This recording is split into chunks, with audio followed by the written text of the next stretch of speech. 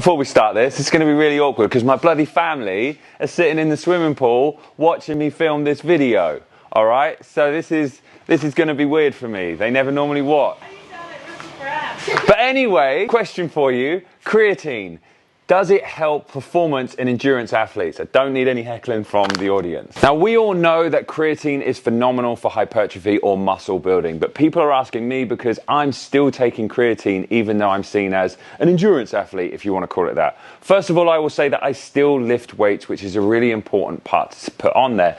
Second of all, there is some studies starting to trickle out into the endurance space, which is quite exciting. I'm going to cite a couple of different bits from one that I saw on Examine.com around the benefits of cognitive function as well as anaerobic performance within the running space. And the part where I thought it was quite interesting is an angle in which that a lot of people don't think about or consider when it comes to endurance.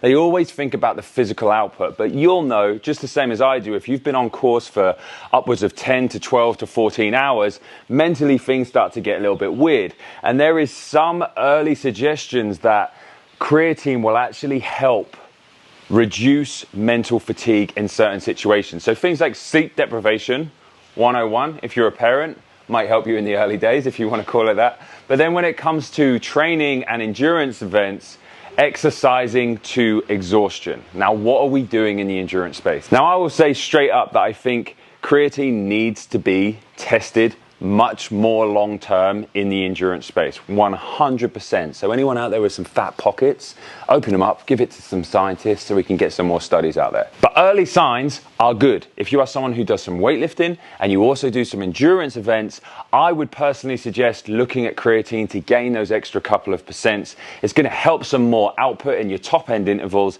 might help the cognitive function side of things or general fatigue levels in the endurance events, but also as well it's going to help recovery. If you've got any other questions whatsoever, pop them below and I'll come back.